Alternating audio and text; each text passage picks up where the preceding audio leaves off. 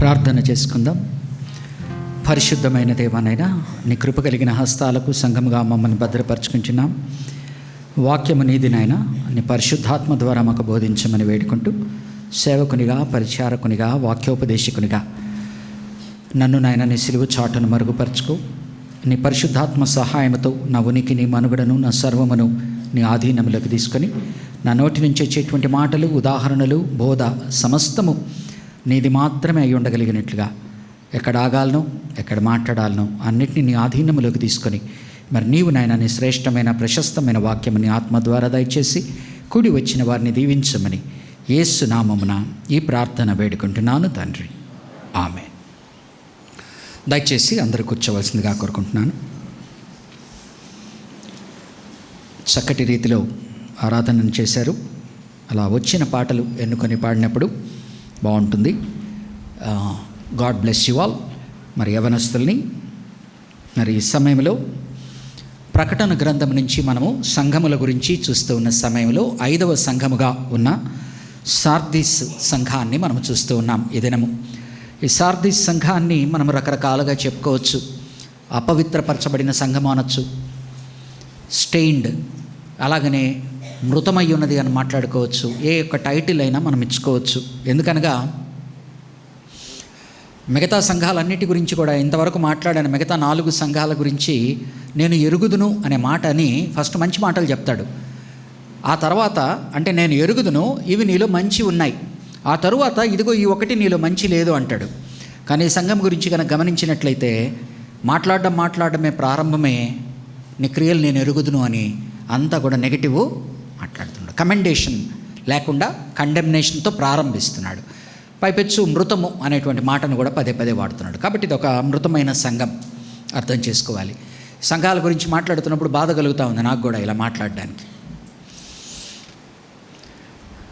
సంఘాల గురించి మాట్లాడినప్పుడు నెగిటివ్ ఓవర్టోన్స్తో మాట్లాడాలంటే నాకు కూడా బాధగా ఉన్నది. కానీ సంఘం పరిస్థితి దాని పరిశుద్ధాత్మ దేవుడు ఆనాటి నుంచి ఈనాటి వరకు కూడా మొత్తుకుంటున్నాడు. కాబట్టి సార్దీస్ సంఘమును కనుక గమనించినట్లయితే ఆ పట్టణం ఎలాగున్నదో ఆ సంఘం కూడా అలాగనే ఉన్నది. ఆ పట్టణం ఎలాగున్నదో ఆ సంఘం కూడా అలాగే ఉన్నది. ఆ పట్టణము పురాతనమైన పట్టణం. 1250 సంవత్సరంలో క్రీస్తు పూర్వము 1250 BC 1200 BCలో స్థాపింపబడినది. ఎంత పురాతనమైందో ఆలోచించండి. అప్పటి నుంచి క్రీస్తు శకము 650 సంవత్సరము వరకు కూడా అది బ్రతికి ఉండింది. 650 AD తర్వాత క్రీస్తు శకం తర్వాత అది కనుమరుగైపోయింది. ఈరోజు ఆ సిటీ, ఆ పేరు పలానా చోట ఉండింది అంటున్నారు కానీ ఆ సిటీ ఈరోజు లేదు. చాలా బలమైన ప్రదేశం, బాగా డబ్బున్న ప్రదేశము, సంపన్నది, సర్వసంపదలు కలిగిన ప్రదేశము, బలమైన ప్రదేశం. అంటే ఎలాగనంటే దాని యొక్క సిటీ, ఆ యొక్క పట్టణము ఎక్కడ కట్టబడిందంటే కొండపైన కట్టబడింది. 3 వైపులా ప్రెసిపైస్ అంటే లోతైన లోయ.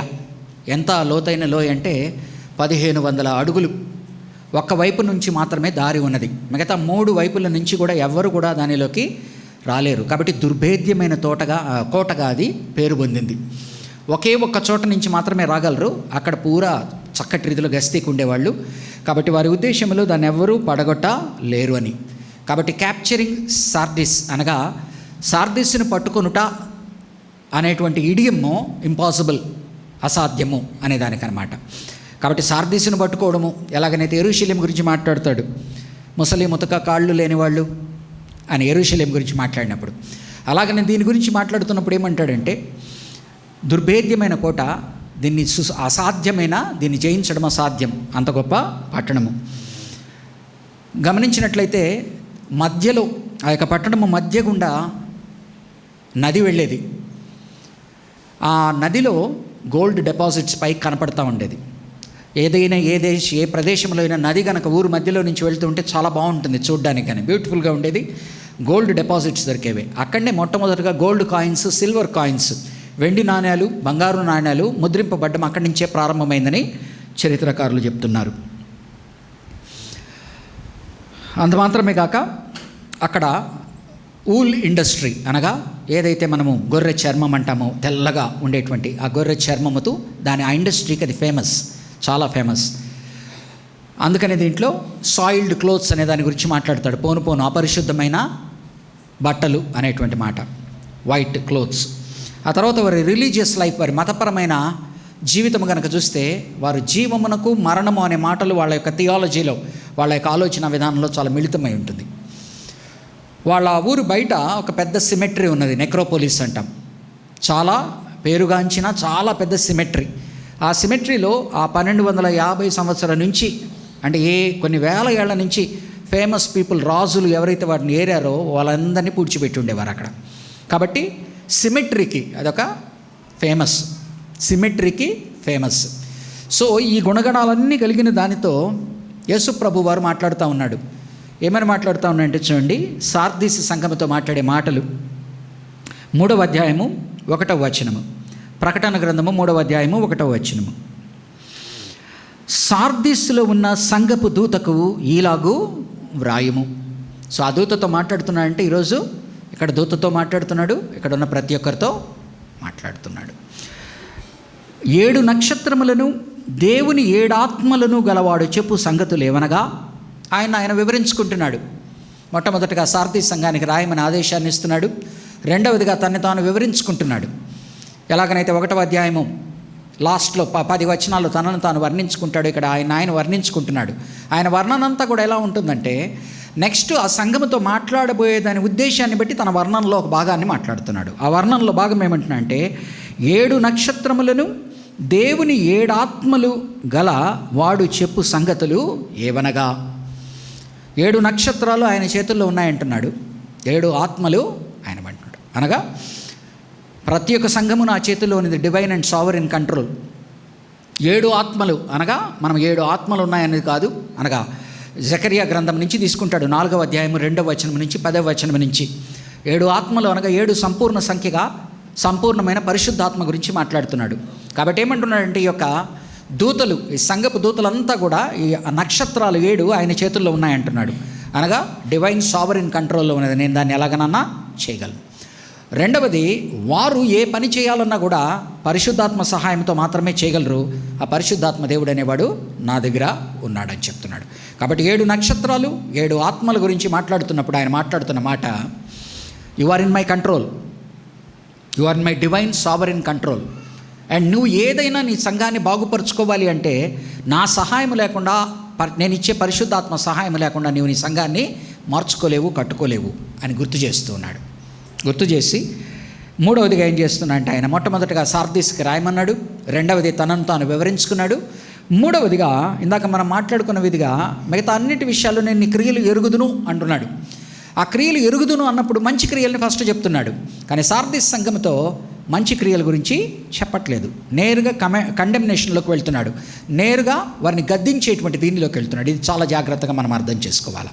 మిగతా అన్నిటితో మంచివి చెప్పి పొగిడి దాన్ని ప్రశంసించి చిన్నగా చురకబెడుతున్నాడు.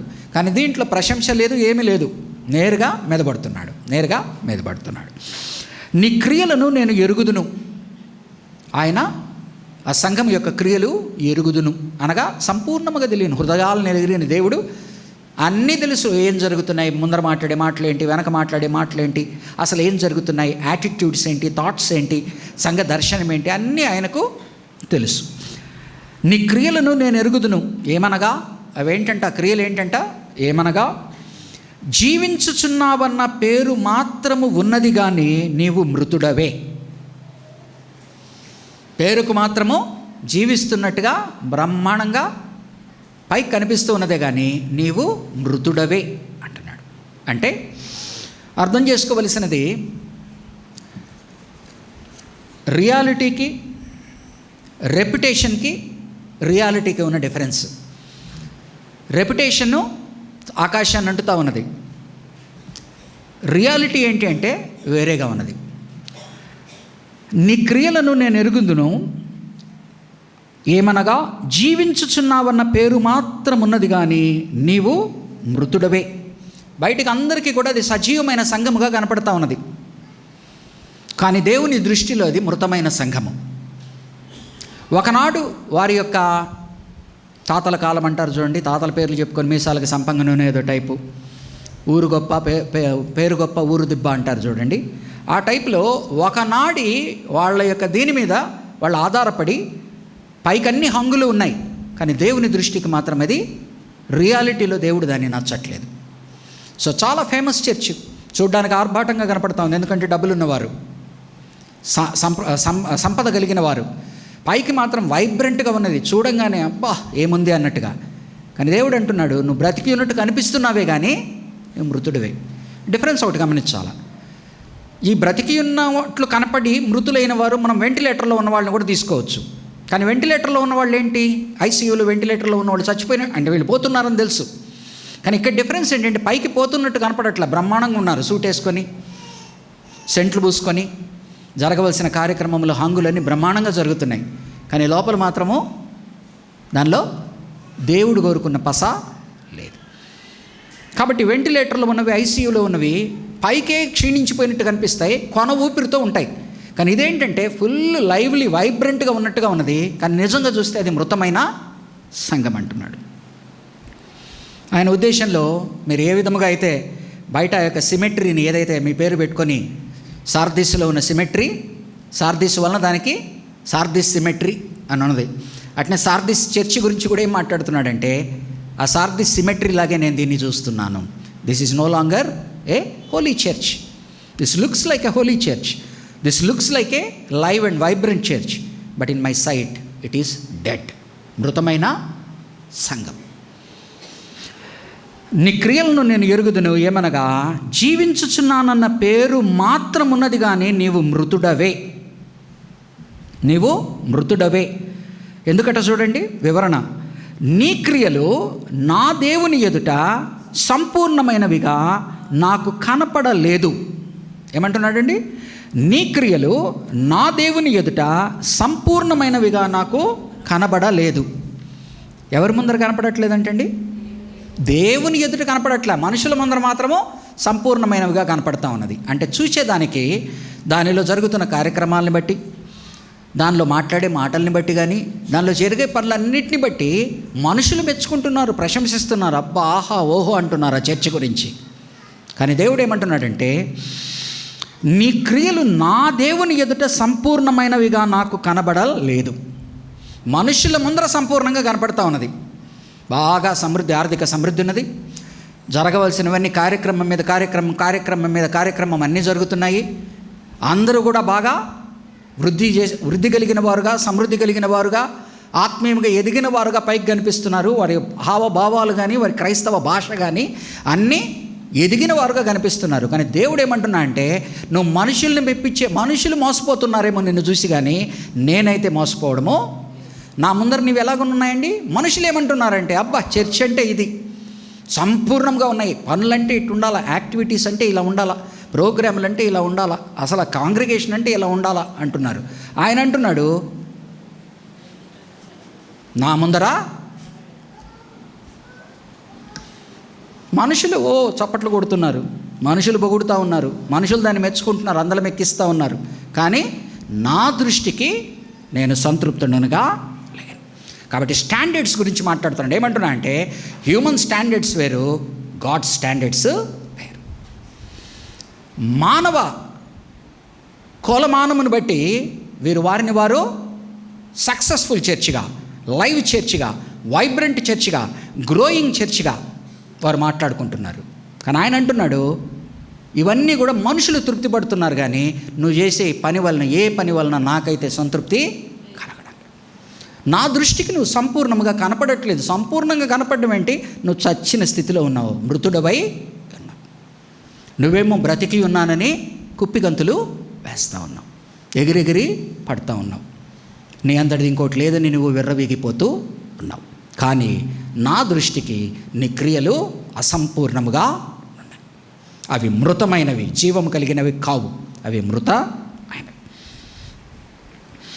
దేవుణ్ణి తృప్తి పట్టడానికి ఏ సంఘమైనా కూడా దేవుణ్ణి తృప్తిపరచడానికి ప్రయత్నించాలి.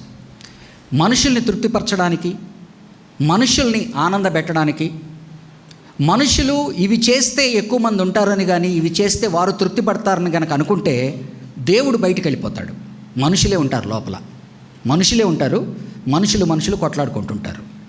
వారికి కావాల్సింది పొందుకోలేదని, వారికి కావాల్సింది దొరకలేదని ఎవరికి వాళ్ళు మాట్లాడు. దేవునికి కావాల్సినవి మనం చేసినప్పుడు ఆయన మనుషులను దేవుని యొక్క లైన్లోకి తీసుకొస్తాడు. మనం మనుషుల్ని తృప్తిపరుస్తూ ఉంటే దేవునికి దూరం అయిపోతాం. సో ఈ దినము సార్దిస్ సంఘమే కాదు, ఎన్నో సంఘాలు ప్రజల్ని తృప్తిపరిచేటువంటి క్రమములు, విశ్వాసుల్ని తృప్తిపరిచేటువంటి సంఘములుగా ఉంటాయి. ఏ విశ్వాసి నొప్పింపబడకూడదు, ఏ విశ్వాసి కుటుంబము నొప్పింపబడకూడదు. అందరికీ వారికి కావలసిన వారికి ఇవ్వాలా. ఆఖరికి దేవుడికి కావాల్సింది ఇస్తున్నామా? దేవునికి కావాల్సింది ఇస్తున్నామా? ఆయన ఆనందపడకపోతే, ఆయన తృప్తి పడకపోతే నీ యొక్క సంఘంలో ఎంతమంది మెంబర్స్ ఉంటే ఏం ప్రయోజనం? ఎన్ని కుటుంబాల మెంబర్షిప్ ఉంటే ఏం ప్రయోజనం? ఎన్ని సర్వీసులు జరిగితే ఏం ప్రయోజనం? దేవుడు తృప్తి పడకపోతే దాన్ని సంఘం అంటామా? It is just a gathering of people, it is just a meeting, it is not a church. అది పరిశుద్ధత కొరకు కలిసినది కాదు. కాబట్టి అంటున్నాడు, నీ క్రియలు నా దేవుని ఎదుట సంపూర్ణమైనవిగా నాకు కనబడలేదు. Your standards and my standards are different. According to the worldly standards and according to the people's standards, you are a successful church, you are a lively church, you are a growing church. But according to my standards, you are no longer alive, but you are a dead church. అందరము కూడా ఏ సంఘానికి ఆ సంఘమో చూసుకోవాలి. కార్యక్రమాలను పెంచుకుంటూ ఉన్న దాని ద్వారా, క్యాలెండర్ని పెంచుకుంటూ ఉన్న దాని ద్వారా, డబ్బుల్ని ఖర్చు పెడుతూ ఉన్న దాని ద్వారా, ఎక్కువ ప్రోగ్రాములు చేస్తున్న దాని ద్వారా, దానికి ప్రజలు ఎక్కువ మంది వస్తూ ఉంటే, ఎవరెవరినో మనం పిలుస్తున్నాము, అంత జరుగుతుంది, ఇంత జరుగుతుంది, ఎంతమందికి పెడుతున్నాము అనుకుంటే అది నీ ఆలోచన, అది దేవుని ఆలోచన కాదు. That is your opinion, that is your public opinion, it is not the opinion of God. God's opinion is something else. God's opinion is something else. He wants your heart first, then he wants your prayerful activities. Without a repentant heart, without trying to please God, but trying to please people and getting on ahead is a mere waste in God's sight. దేవుని దృష్టిలో అది చాలా waste. కాబట్టి ఏమంటున్నాడంటే 5 ఇంపెరిటివ్స్ ఇస్తున్నాడు. అయ్యా, నీ సంఘం ఇలాగన్నది, ఇది నా యొక్క అభిప్రాయం, నా యొక్క తీర్పు. దీనిని నువ్వు సరి చేసుకోవాలంటే మొట్టమొదటిగా సార్దీస్ సంఘానికి రాయి అంటున్నాడు, ఆదేశం ఇస్తున్నాడు. రెండవదిగా తను తాను క్రీస్తు వివరించుకుంటున్నాడు. మూడవదిగా కమెండేషన్ ఇవ్వకుండా కండెమ్నేషన్ ఇస్తున్నాడు. ప్రశంస లేకుండా తీర్పును పలుకుతున్నాడు. ఆ తీర్పును పలికినది ఎలా నువ్వు మార్చుకోవాలి, ఎగ్జార్టేషన్ టు రిపెంట్, నిన్ను మార్చుకో. ఏమేమి చేయాలి అంటే 5 ఇంపెరిటివ్స్ ఇస్తున్నాడు. ఇంపెరిటివ్స్ అంటే డూ 5 ఇంపెరిటివ్స్ ఇస్తున్నాడు, 5 ఆదేశాలు ఇస్తున్నాడు. ఆదేశాలు ఏంటంటే,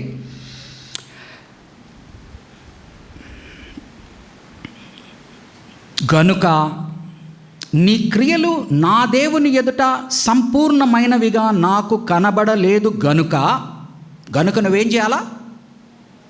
జాగరూకుడవై. ఏం కావాలండి? జాగరూకుడవై.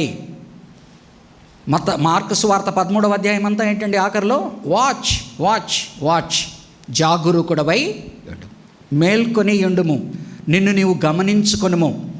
వేకప్. ఒకవేళ కనుక ఆత్మీయ మాంద్యతతో నీవు కనుక కూరుకుపోతా ఉంటే మేలుకో. కావున జాగరూకుడవై, ఆత్మీయ నిద్రలో కనుక ఉంటే, దేవుని తృప్తిపరిచేది కాకుండా మనుషుని తృప్తిపరిచేటువంటి రాటివి చేసుకుంటూ దేవుడు తృప్తిపడుతున్నాళ్లే అని అనుకుంటే మేల్కో, జాగ్రత్త తీసుకో, మేల్కో.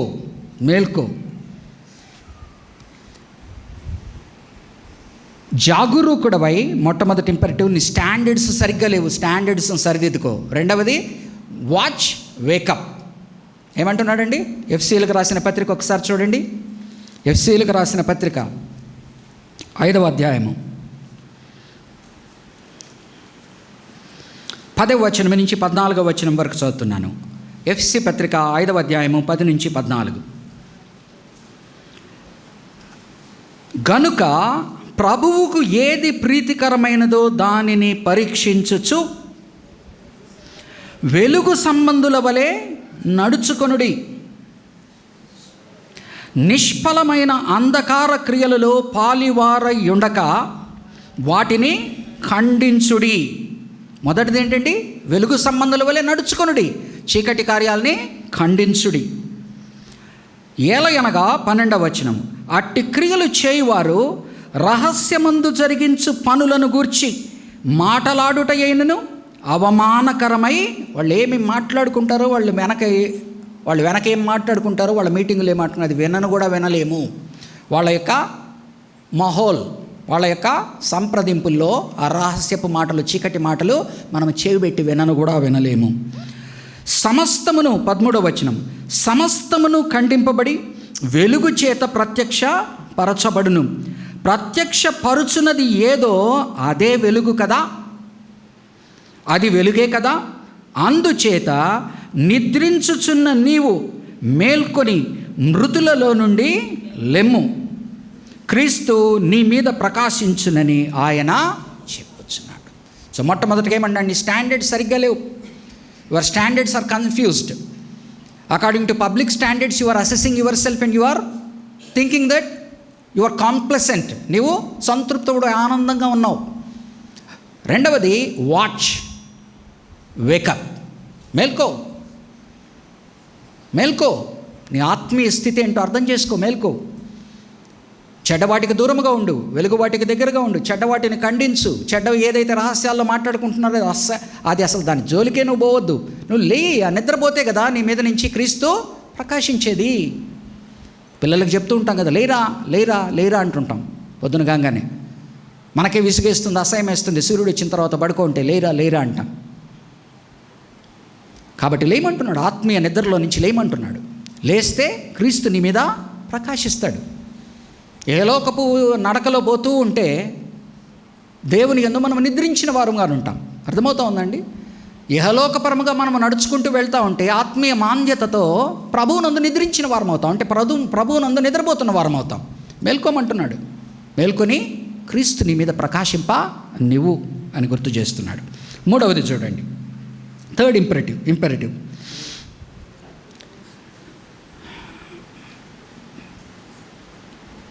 నీవు ఏలాగు, 3వ వచనం, నీవు ఏలాగు ఉపదేశము పొందితివో, ఏలాగు వింటివో జ్ఞాపకము చేసుకొని దానిని గైకొనుచు మారు మనస్సు పొందుము. ఏమేమి మాట్లాడుతున్నా అండి? నీవేలాగు ఉపదేశము పొందుతివో, ఏలాగు వింటివో జ్ఞాపకము చేసుకొని. Remember your standards, watch, wake up and remember what you have learned. ఏది నువ్వు నేర్చుకున్నావు ఒకనాడు, ఆ ఆదేశాలని మరలా గుర్తు చేసుకో. ద్వితీయోపదేశకాండం ఏంటండి? లోపలికి వెళ్తూ ఉన్నారు, మరొకసారి వాళ్ళకి చెప్తా ఉన్నాడు, ఉపదేశం చేస్తూ ఉన్నాడు. అయ్యా నాయనా, ఈ మాటలు మాట్లాడింది మీ తండ్రులతో కాదు, మీతో మాట్లాడాడు. ఇప్పుడు మీరు లోపలికి వెళ్తూ ఉన్నారు కాబట్టి మీరు దీన్ని గైకొని లోపలికి వెళ్ళండి. పాతవి ఏవైతే చెప్పబడి ఉన్నాయో, ఏదైతే నీకు ఆత్మీయతలో మంచి కలిగించిందో, దేని వలన నువ్వు ఈరోజు ఆశీర్వదింపబడిన స్థితిలో ఉన్నావో ఆ ఆదేశాలని గుర్తు చేసుకొని ఆచరించు.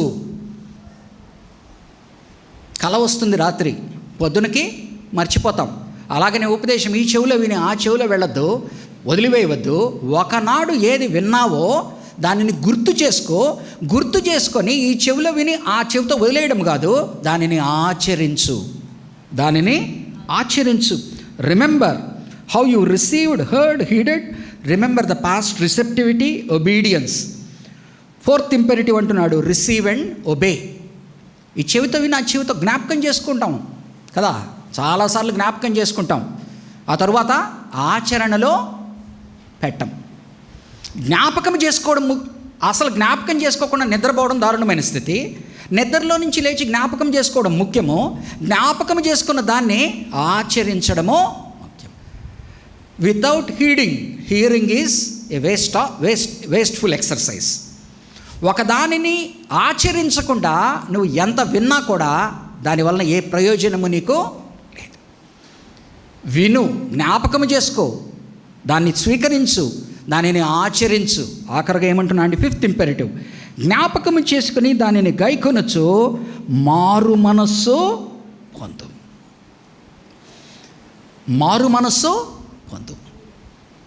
ఎన్నిసార్లు మారు మనసు పొందాలండి మనం? చెప్పండి. లోకము నుంచి దేవుని వైపు ఒక్కసారి తిరుగుతాం, మారు మనస్సు. ఎస్, ఆ తర్వాత ప్రతిరోజు మనకు మారు మనస్సు అవసరమో ఉన్నది.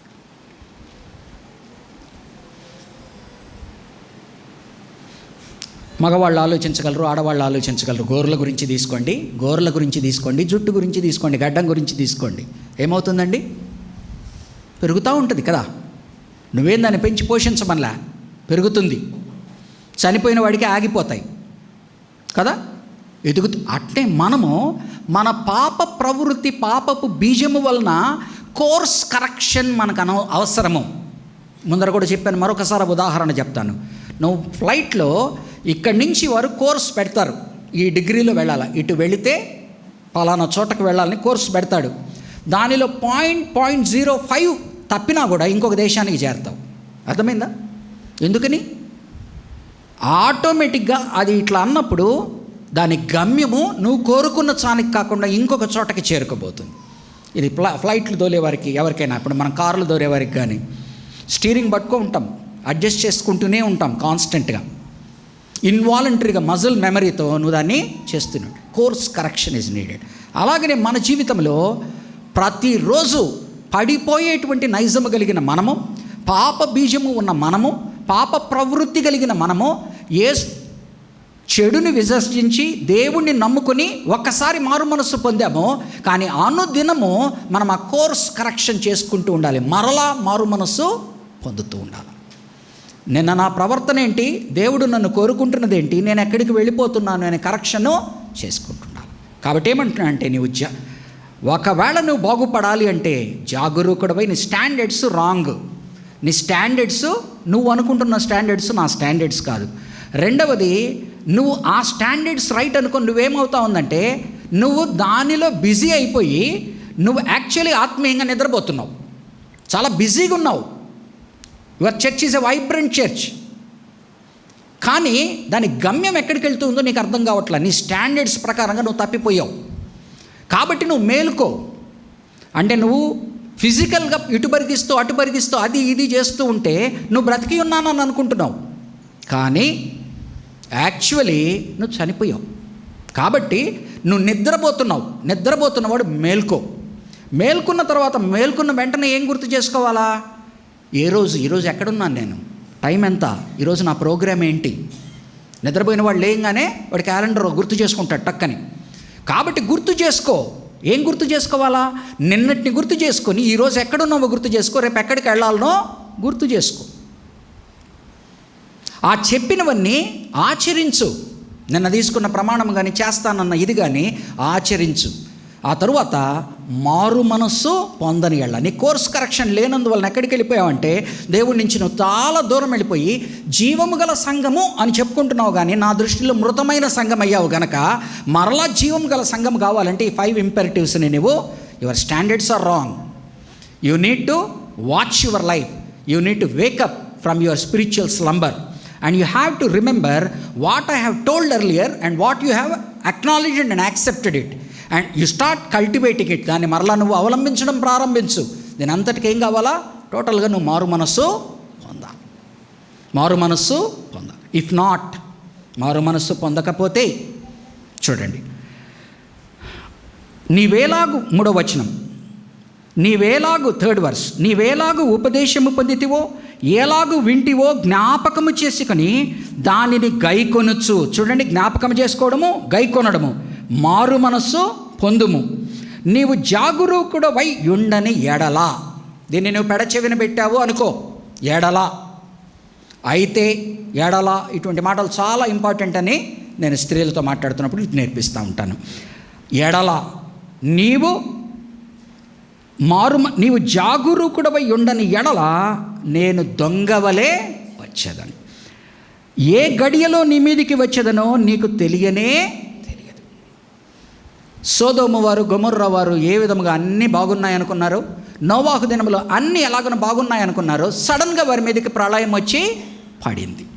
పెళ్ళిళ్ళకి ఇస్తున్నారు, పబ్బాలు చేసుకుంటున్నారు, పండగలు చేసుకుంటున్నారు, రేపనేది ఇలాగనే జరుగుతుంది అనుకుంటున్నారు. అలాగనే సంఘముగా మనము చేసేటువంటి పనులలో ఆత్మీయ మార్పులు తెచ్చుకోకుండా మనము చేసుకుంటూ పోతున్నప్పుడు జరుగుతున్నాయి దీనికి ఇంకో ప్రోగ్రామ్ యాడ్ చేస్తాం, ఇంకోటి చేద్దాం అని చేసుకుంటూ ముందరకు వెళ్తూ ఉంటాం. ఈరోజు చేసినవి నెక్స్ట్ సంవత్సరం చేస్తాం, నెక్స్ట్ సంవత్సరం చేసిన దానికి ఇంకోటి యాడ్ చేయాలనుకుంటాం, ఏవేవో చేయాలనుకుంటాం. కానీ అవి ఆత్మీయతకు ఉపయోగపడతా ఉన్నదా, ఆత్మీయ మార్గంలో నడిపిస్తూ ఉన్నదా లేదా అని ఎప్పటికప్పుడు క్రాస్ చెక్ చేసుకుంటుండాలి. నీవు జాగరూకుడవై ఉండని ఎడల నేను దొంగ వలె వచ్చెదను. ఏ గడియన నీ మీదికి వచ్చేదనో నీకు తెలియదు. హిస్టారికల్గా, చారిత్రాత్మకంగా ఇందాక మనం చెప్పాం, సార్దిస్ కోట దుర్భేద్యమైన కోట. సార్దిస్ కోట దుర్భేద్యమైన కోట అన్నాం. కానీ సార్దిస్ చరిత్రలో, జీవితంలో జరిగినది ఏంటంటే 2 మార్లు. క్రీస్తు పూర్వం 1250 నుంచి క్రీస్తు శకము 650 వరకు ఉన్నది. అంటే మోర్ దాన్ 1900 ఇయర్స్ దాని హిస్టరీ. సుమారు మనకు అర్థం 2000 ఇయర్స్ హిస్టరీ. దానిలో 2 సార్లు ఆ దుర్భేద్యమైన కోట పడగొట్టబడింది. ఎలాగనంటే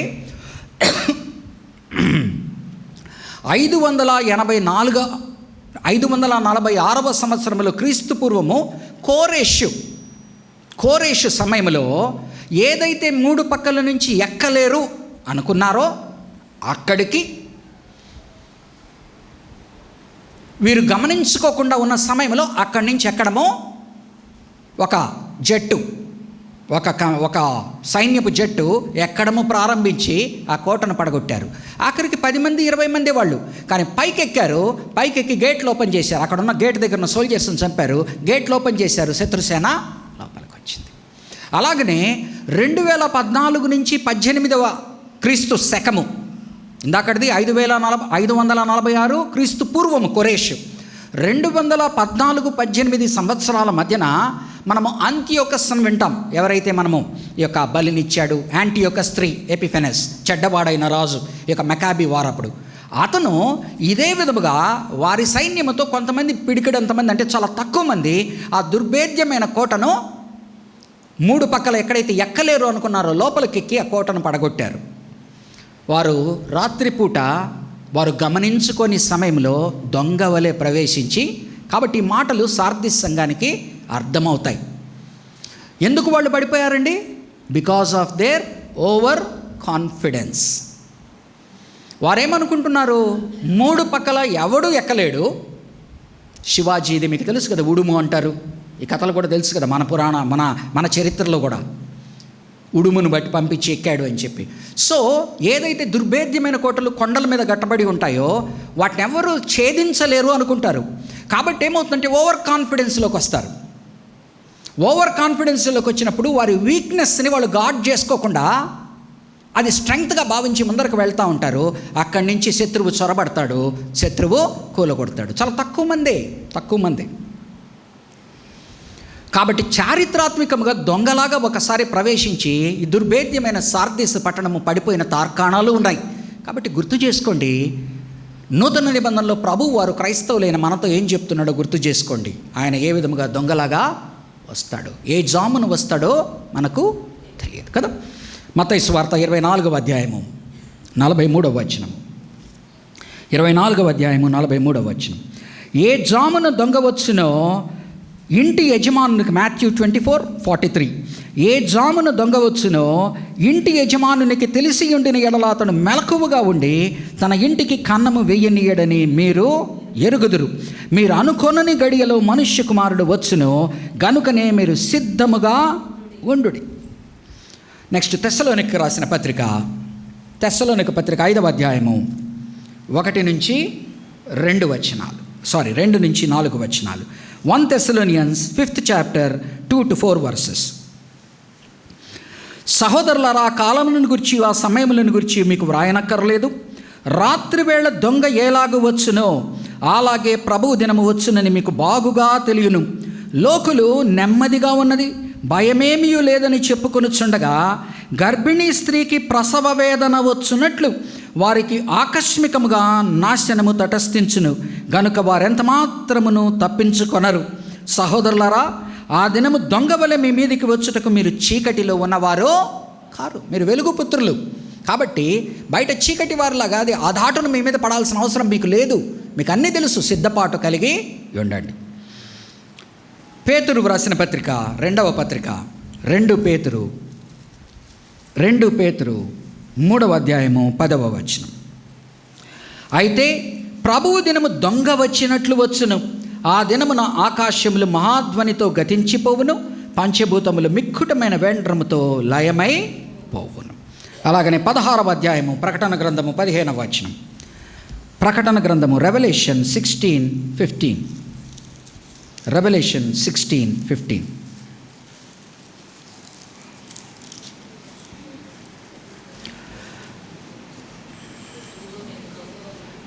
హెబ్రీ భాషలో హర్మెగిద్దోన్ అను చోటకు వారిని పోగు చేసిన, ఇదిగో నేను దొంగ వలె వచ్చుచున్నాను, తాను దిగంబరుడుగా సంచరించుచున్నందున జనులు తన దిశములను చూచుతురేమో అని మెలకువగా ఉండి తన వస్త్రము కాపాడుకొనివాడు ధన్యుడు. బా, ఎంత కఠినమైన మాటలు కదా. పాప అందుకనే చాలామందికి పరిశుద్ధ గ్రంథంలో బూతులు రాసేసి ఉన్నారండి అని భయపడిపోతుంటారు, బాధపడిపోతుంటారు. అంత బూతులు రాయకపోతే మనకు మేల్కొలుపు రాదు. ఒక్కొక్కసారి యెహెజ్కేలు గ్రంథంలో ఓహోలియా గురించి, ఓహోలీబామా గురించి మాట్లాడినప్పుడు బూతులు మాట్లాడతాడు. ఎందుకు మాట్లాడతాడు? ఒకరిని లేపాలంటే, ఏ స్థితిలో ఉన్నవరా నీచమైన వాడా, నికృష్టమైన వాడా, నీ యొక్క దిశములను చూసుకోనడానికి చాలా గట్టిగా మాట్లాడతాడు. ఈరోజు చాలాసార్లు మన వాళ్ళు బాధపడిపోతున్నారు. బయట బైబిల్ నిండా బూతులే ఉన్నాయి, వాళ్ళ పాస్టర్ని కావాలంటే బయట చదవమనండి, వాళ్ళ ఆడవాళ్ళని చదవమనండి అని. ఎందుకు చదవమంటున్నాడు? చదవలేనంత స్థితిలో నువ్వు ఉన్నావని చెప్పడానికి చెప్తున్నాడు కదా. మరొకసారి చదువుతాను బలమైన మాటలు. 16వ అధ్యాయం 15వ వచనం. ఇదిగో నేను దొంగ వలె వచ్చుచున్నాను, తాను దిగంబరుడుగా సంచరించుచున్నందున జనులు తన దిశములను చూతురేమో అని మెలకువగా ఉండి తన వస్త్రము కాపాడుకొనివాడు ధన్యుడు. బా, కఠినమైన మాటలు. కాబట్టి మనము మన ఆత్మీయ మాంద్యతలో మనము బట్టలు లేకుండా ఉంటే, ఎవరైనా ఇంటికి రాగానే మనము వెంటనే టవల్ కప్పుకుంటాం, ప్రాపర్గా డ్రెస్ కావడానికి ప్రయత్నిస్తాం కదా. ముందటి చెప్పుండొచ్చు కదండి అంటాం. ఎందుకని చెప్పుంటే వాళ్ళ కాఫీలో టీలో ఇవ్వడానికి కాదు, మనం సరిగ్గా ఉండడానికి. అలాగే ఆయన ఎట్లా వస్తాడు? చెబితే మనం బాగా డ్రెస్ చేసుకొని ఆ రోజు ముందర రోజు బాగా ప్రేయర్ మీటింగ్ పెట్టుకొని ఎక్కువసేపు ప్రేయర్ చేసి అసలు చాలా దీనమైన మొహంతో, భక్తిగల మొహంతో ఆయన స్వీకరిస్తాం. ఆయన ఎప్పుడు వస్తానంటున్నాడు? నువ్వు ఎప్పుడు సినిమా చూస్తుంటావో, ఎప్పుడు టీవీ చూస్తుంటావో, ఎప్పుడు బూతులు మాట్లాడుతున్నావు, ఎప్పుడు ఏం చేస్తున్నావు, అప్పుడు వస్తాను. అప్పుడు నువ్వు దొరికిపోతావు, అప్పుడు నువ్వు దొరికిపోతావు కదా.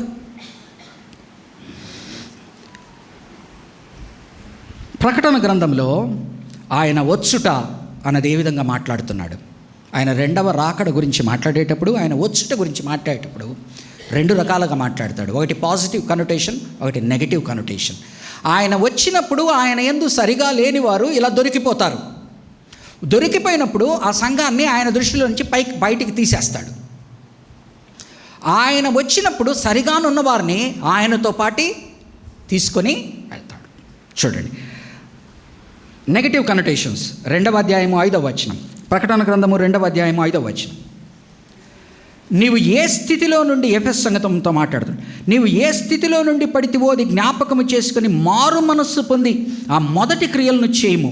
అట్లు చేసి నీవు మారు మనస్సు పొందితే సరి, లేని ఎడల నేను నీ యొద్దకు వచ్చి నీ దీపస్తంభమును దాని చోట నుండి తీసి వేతును. 2వ అధ్యాయము 16వ వచనం, నెగటివ్ కనోటేషన్. కావున మారు మనస్సు పొందుము, లేని ఎడల నేను నీ యొద్దకు త్వరగా వచ్చి. ఆయన వచ్చి మనం దొంగలాగా ఆయన దొంగలాగా వచ్చినప్పుడు మనం ఇరుక్కుంటే వచ్చి నా నోట నుండి వచ్చు ఖడ్గము చేత వీరితో యుద్ధము చేసేదను. ఇప్పుడు చదవబడిన 3వ అధ్యాయము 3వ వచనం. నీవెలాగూ ఉపదేశము పొందితివో, ఎలాగూ వింటివో జ్ఞాపకము చేసి దాన్ని గైకొనుచు మారు మనస్సు పొందుము.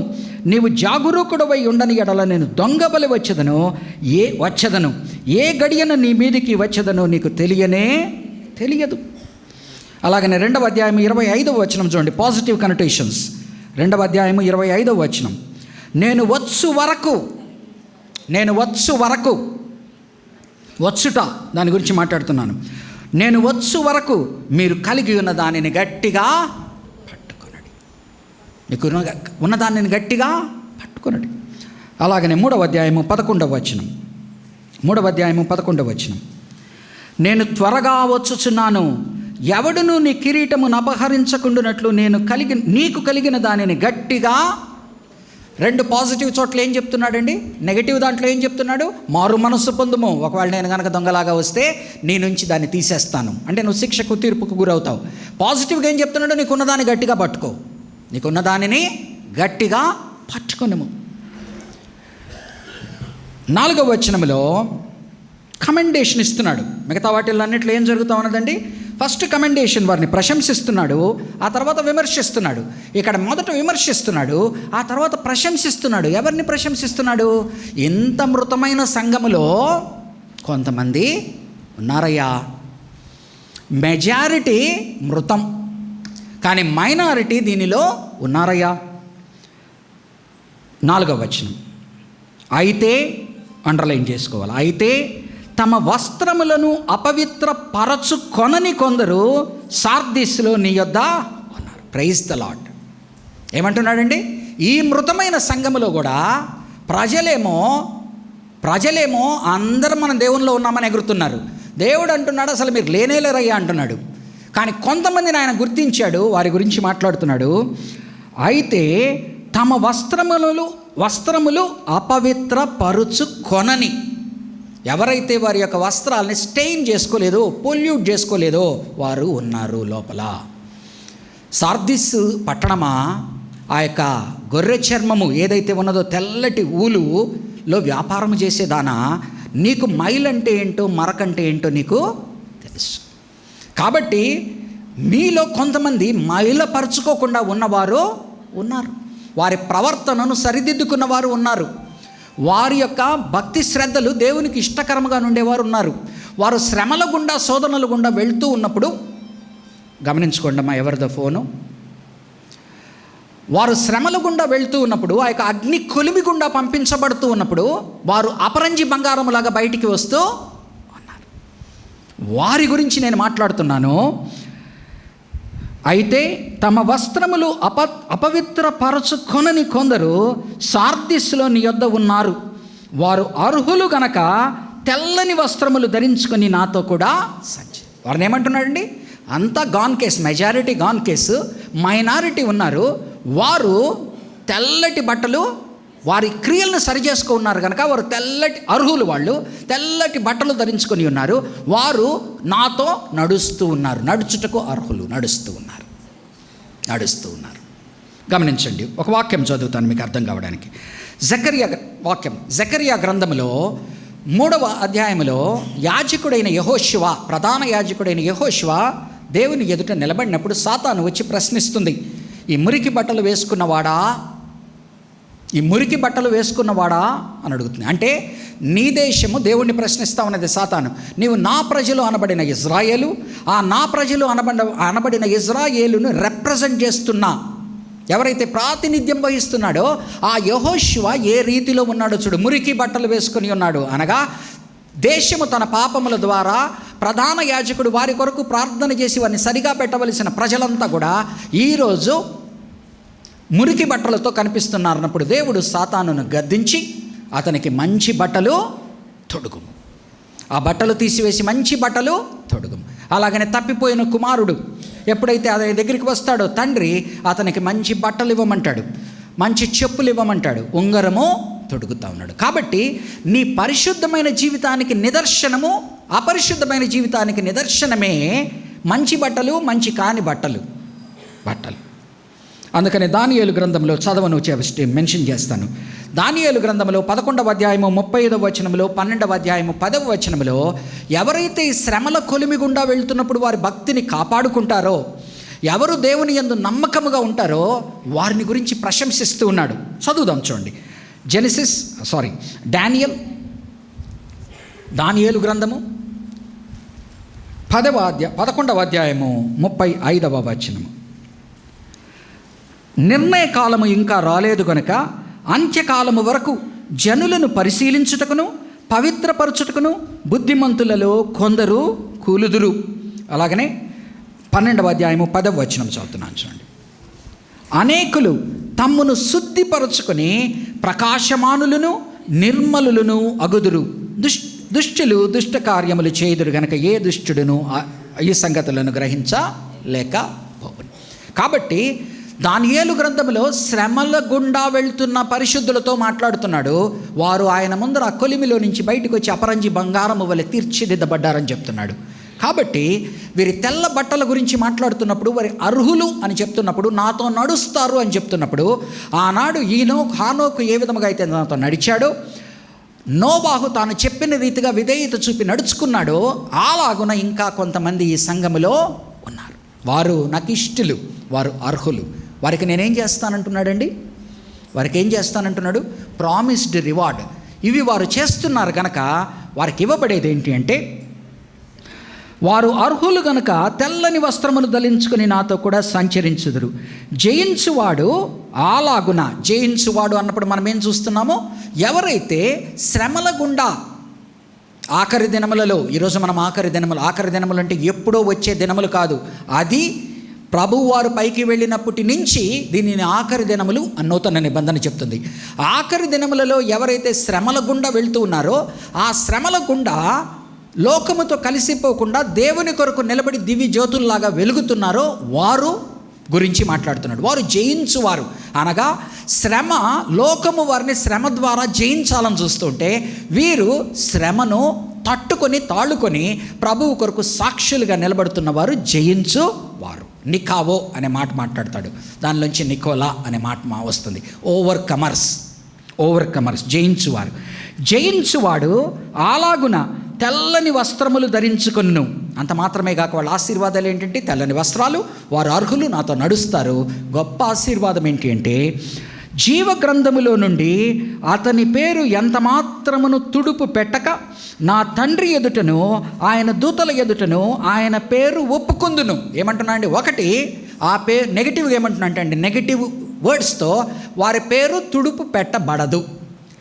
పాజిటివ్గా ఏమంటున్నా అంటే వారి పేర్లను నేను తండ్రి ఎదుటను దేవదూతల ఎదుటను ఒప్పుకుందాం. అదే కదా యేసు ప్రభు వారు మత్తయి సువార్త 10వ అధ్యాయము 32-33 వచనాల్లో చెప్పేది. ఎవరు నా నామమును ప్రజల ముందర అంగీకరించుదురో వారి నామమును నేను నా తండ్రి ఎదుటను పరలోకములో ఉన్న దూతల ఎదుటను వారి పేరును ఒప్పుకుంది. ఎందుకని మనం బాప్తిజం అప్పుడు డైరెక్ట్గా ఇది బ్యాప్టిజంకి రిలేటెడ్ కాకపోయినా బాప్తిజం అప్పుడు పదాలు వాడతాం మనం.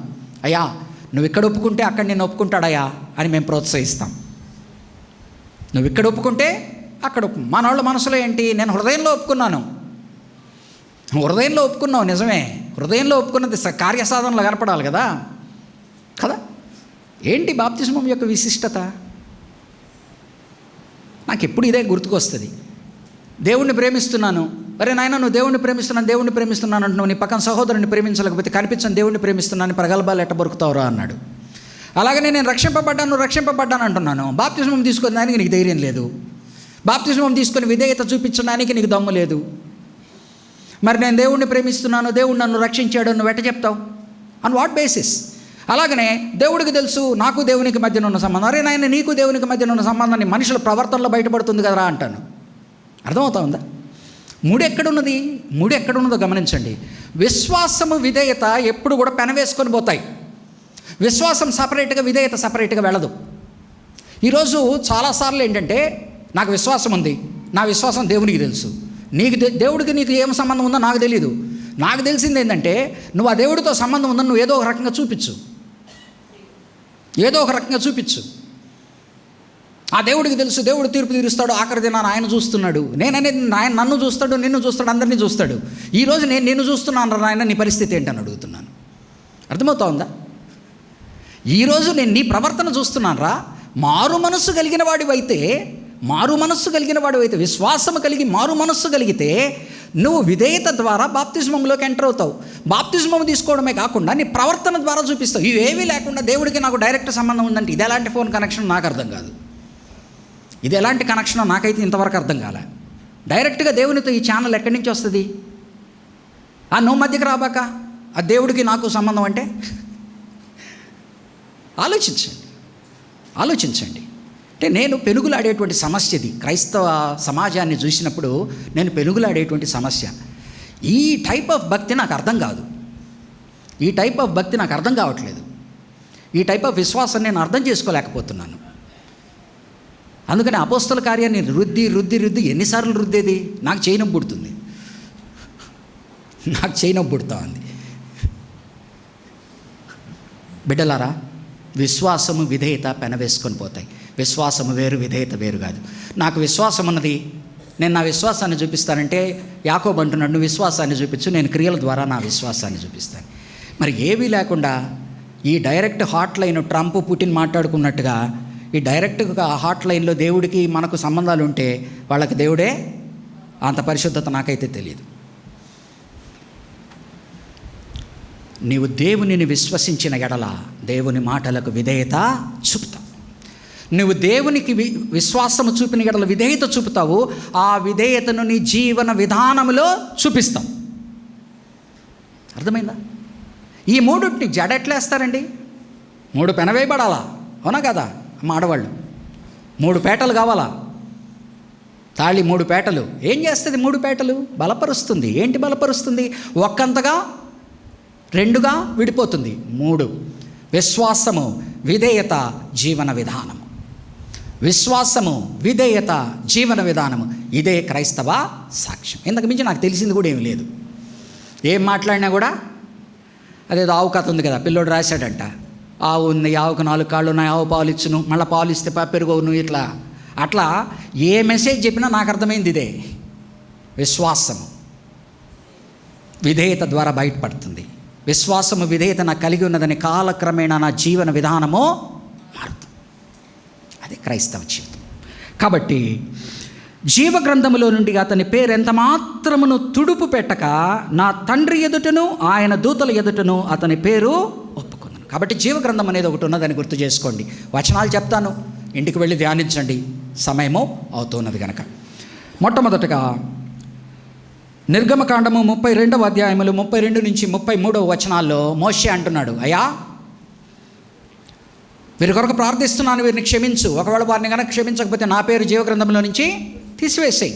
అపోస్తలుడైన పౌలు 9వ అధ్యాయం 3వ వచనంలో అంటున్నాడు, అయ్యా నా వారి కొరకు ప్రార్థిస్తున్నాను, నా శరీర సంబంధులైన యూదుల కొరకు, ఒకవేళ సాధ్యమైతే నన్ను తీసేసే పక్కకు, వాళ్ళని రక్షించు. దేవుడు ఏమంటున్నాడు? నీ చేతుల్లో లేదయ్యా ఆ బుక్కులో పేర్లు తీసేయడాలు. పెన్ను పట్టుకొని నువ్వు మీ యొక్క బంధువుని దాంట్లోకి ఎక్కించి నీ పేరు కొట్టేసుకోవడానికి నీ చేతుల్లో లేదు. ఏమంటాడు మోషేతో? ఎవరి పేర్లు ఉంచవలెనో ఎవరి పేర్లు తీసివేయవలనో నాకు తెలుసు, పాపము చేసిన వాడి పేరు నేను తప్పక తీస్తాను. మోషే ఏమంటున్నాడు? అయ్యా పెన్నిటివు, నా పేరు కొట్టేసాయి, వీళ్ళ పేరు ఎక్కించు అంటున్నాడు. ఆయన ఏమంటున్నాడు? అయ్యా పెన్ను నీ చేతికి ఇచ్చేది కాదు, పెన్ను నా చేతిలో ఉంటుంది, తీయాలన్నా రాయాలన్నా నేనే రాస్తాను. కాబట్టి మన పేర్లు జీవగ్రంథములోకి ఎక్కాలి. ద్వితీయోపదేశకాండము 29:20, కీర్తనల గ్రంథము 69:28 అంటాడు, అయ్యా వారి పేర్లు జీవగ్రంథములో నుంచి బాధతో ప్రాధేయపడుతున్నాడు. ఆయన కష్టపెట్టిన వారి పేర్లు జీవగ్రంథంలో నుంచి తీసివేయి అంటున్నాడు. 69:28 దానియేలు గ్రంథము 12వ అధ్యాయము 1వ వచనములో ఒక జీవగ్రంథం అనేది ఉన్నదని, దానిలో ఎవరి పేరైతే ఉంటుందో వారు ఒక తరహా అంటున్నాడు, ఎవరి పేర్లు అయితే లేవో వారు ఇంకొక తరహా అంటున్నాడు. 12:1. అలాగనే లూకాసు వార్త 10వ అధ్యాయము 20వ వచనంలో అంటున్నాడు, వారందరూ అయ్యా దెయ్యాలను వదలగొట్టాం, అది చేసాం హాట్ అంటుంటే, ఒరే నాయనా దీని కొరకు ఆనందించబాకండి, మీ పేర్లు జీవగ్రంథంలో రాయబడి ఉన్నాయని ఆనందించండి. ఫిలిప్పీ పత్రిక 4వ అధ్యాయం 3వ వచనంలో అంటున్నాడు, అయ్యా సువార్త పరిచర్యలో నాకు సహాయం చేసిన సుంతికేను యూదియాను గుర్తు చేసుకో, వారు చక్కటి పరిచారకులు, కానీ ఏదో జరిగింది, వారి మధ్యన మనస్పర్ధలు వచ్చాయి, కాబట్టి సహచారుడైన సేవకుడు వారిద్దరిని కలుపు, ఎందుకంటే నీ పేరు నా పేరు వారి పేర్లు కూడా జీవగ్రంథంలో వ్రాయబడి ఉన్నాయి అని గుర్తు చేస్తున్నాడు. హెబ్రీ పత్రిక 12:23 మాట్లాడతాడు. ప్రకటన గ్రంథం ఇప్పుడు చదివిన 3:5 మాట్లాడతాడు. అలాగనే 13:8 మాట్లాడతాడు. 17:8 మాట్లాడతాడు. చూడండి, ఒకటి ప్రకటన గ్రంథంలో ఒకసారి చదువుతాను. 13:8 జీవగ్రంథంలో పేర్లు వ్రాయబడిన వారు ఆ యొక్క బీస్ట్ ఏమంటారండి, క్రూర మృగము యొక్క పేరు వారి మీద రాయడానికి ఒప్పుకొనరు. 13:8 భూనివాసులందరూ అనగా ఉత్పత్తి మొదలుకొని వధింపబడి ఉన్న గొర్రెపిల్ల యొక్క జీవగ్రంథమందు ఎవరి పేరు వ్రాయబడలేదో వారు ఆ మృగమునకు నమస్కారము. జీవగ్రంథములో పేరున్నవాడు ఆ మృగము పేరు పెట్టుకోవడానికి కానీ, ఆ బార్కోడ్ వేసుకోవడానికి కానీ, అతనికి లొంగడానికి కానీ ఇష్టపడరు. తమ ప్రాణాలనైనా కోల్పోవడానికి ఇష్టపడతారు, హతసాక్షులుగా ఉండడానికి ఇష్టపడతారు, కానీ ఆ మృగం యొక్క పేర్లు వారి మీద వేసుకోవడానికి, ఎందుకనగా వారి పేర్లు జీవగ్రంథములో. 13:8, 17:8. అదే, నీవు చూచిన ఆ మృగము ఉండెను కానీ ఇప్పుడు లేదు, అయితే అది అగాధ జలములలో నుండి పైకి వచ్చుటకు నాశనమునకు పోవుటకు సిద్ధముగా ఉన్నది. భూనివాసులలో జగదుత్పత్తి మొదలుకొని జీవగ్రంథమందు ఎవరి పేరు వ్రాయబడలేదో వారు ఆ మృగముండెను కానీ ఇప్పుడు లేదు, అయితే ముందుకు వచ్చున్న సంగతి తెలుసుకొని ఆశ్చర్య. వారు క్రూర మృగం యొక్క పేర్లు బార్కోడ్ వేసుకుంటారు, వారు జీవగ్రంథములో వారి పేర్లు ఉండవు. ప్రకటన గ్రంథము 20వ అధ్యాయము 12వ వచనం. మరియు గొప్పవారేమి కొద్దివారేమి మృతులైన వారందరూ ఆ సింహాసనము ఎదుట నిలువబడి ఉండుట చూచితిని. అప్పుడు గ్రంథములు విప్పబడెను, మరియు జీవగ్రంథము అను వేరొక గ్రంథము విప్పబడెను. 15వ వచనం. ఎవని పేరైనను జీవగ్రంథమందు వ్రాయబడినట్లు కనబడని ఎడల వాడు అగ్నిగుండములో పారవేయబడును. 21వ అధ్యాయము 27వ వచనం. గొర్రెపిల్ల యొక్క 21, 27. గొర్రెపిల్ల యొక్క జీవగ్రంథమందు వ్రాయబడిన వారే దానిలో అనగా పరలోకములో ప్రవేశింతురు గాని నిషిద్ధమైనదేదైనను, అసహ్యమైనదేదైనను, అబద్ధమైనదేదైనను జరిగించువాడైనను దానిలోనికి ప్రవేశింపడు. సో జీవగ్రంథం అనేది ఒకటి ఉన్నదని పాత నిబంధన నుంచి నూతన నిబంధన వరకు అనేక చోట్ల చెప్పి ఉన్నాడు. ఆ జీవగ్రంథంలోకి మనం ఎక్కాలి అంటే అది ప్రభువు యొక్క యేసు ప్రభు వారి యొక్క జీవగ్రంథం అంటున్నాడు. ప్రభువును మనము తెలుసుకొని ఉండాలి, రక్షణ పొందుకొని ఉండాలి, విధేయత చూపి ఉండాలి. మన జీవన విధానము వీరు పర్సిక్యూషన్స్ కూడా వెళ్తున్నప్పుడు వారి జీవన విధానాన్ని బట్టి భయపడి బెరుకుతో సర్దుకుపోయి లోకముతో ఆ క్రూర మృగం యొక్క వేసుకుంటే వారు బతికితే బలుసాకు తినగలరు, కానీ వారు దాన్ని వేసుకోవడానికి ఇష్టపడట్లేదు. జయించువారుగా నిలబడ్డారు. ఎలా జయించారు? ప్రాణముతో కాదు, ప్రాణము ఇచ్చినా పర్వాలేదు అనే దాంతో జయించారు. వారు జయించువారు, అంతిమము వరకు కాపాడుకొని వారికి నేనేమిస్తాను? ఆ యొక్క తెల్లని వస్త్రములు ధరించుకునేటువంటి కృపను దయచేస్తాను. ఆ తరువాత వారు నాతో నడుచుదురు, అట్టి దానికి అర్హులు వారు. ఆఖరిగా వారి పేర్లు జీవ గ్రంథములో. ఆ పేరును నేను తుడుపు పెట్టను. రెండవది ఏం చేస్తున్నా అండి? కాన్వర్స్గా బొమ్మ బొరుసు. ఒకటేమంటున్నా అంటే రాసిన పేరు నేను తుడపను. రెండవది ఏమంటున్నా అంటే ఆ పేరును నేను ఉచ్చరిస్తాను నా పరమ తండ్రి ముందర, నా దేవదూతల ముందర. ఇదిగో ఇతను నా కుమారుడు, ఇతని యందు నేను ఆనందించుచున్నాను, ఇతని మాటను మీరు వినుము. ఇదిగో నా కుమారుడు, ఇతని యందు నేను ఆనందించుచున్నాను, ఇతని మాటను వినుము. ప్రార్థన చేసుకుందాం. సంగములతో ఆత్మ చెప్పు మాట చెవిగలవారు వినుదురు గాక. పరిశుద్ధమైన దేవానైనా నీ కృప కలిగిన హస్తాలకు కూర్చుని ఉన్న విశ్వాసుల్ని నీ చేతులకు సమర్పించుకుంటూ వారి జీవితంలో నీవు నాయన ఈ వాక్యము ద్వారా నీ ఆత్మ ద్వారా మాట్లాడి వారిలో ఏ మార్పులు ఏ చేర్పులు తీసుకురావాలనో వాటిని తీసుకురా. దేని యందు వారు ఆనందించాలనో ఆనందాన్ని ఇనుమడింపచేసి వారు నాయన భద్రత కలిగి మరి ప్రభు ఉత్సాహంతో ఉండగలిగినట్లుగా సహాయాన్ని దయచి. ఏదైతే మార్చుకోకపోతే చెడు జరుగుతుందో దాన్ని గుర్తించి మార్చుకోగలిగినట్లుగా, నీకు ఇష్టలు కాగలిగినట్లుగా, వారు అర్హులు కాగలిగినట్లుగా, తెల్లటి వస్త్రములు ధరించుకోగలిగినట్లుగా, వారు తండ్రి నీతో నడిచేటువంటి వారుగా ఉండగలిగినట్లుగా, వారి పేర్లు జీవ గ్రంథములో వ్రాయబడి ఎప్పటికీ కొట్టివేయబడకుండా ఉండడం మాత్రమే కాకుండా వారిని నాయన నీవు తండ్రి సమక్షములో నీ నోటితో వారిని ఒప్పుకొనుట, దేవదూతల ముందర వారిని ఒప్పుకొనుట, ప్రశంసించుట చేయుట, ఇట్టి ఆశీర్వాదము కూడి ఉన్న ప్రతి ఒక్కరి మీదను, నా మీద సైతము, నా కుటుంబం మీద, కూడి ఉన్న కుటుంబాల మీద నీ దీవెన పలుకును గాక. యేసు నామమున ఈ ప్రార్థన వేడుకుంటున్నాము తండ్రి. ఆమేన్.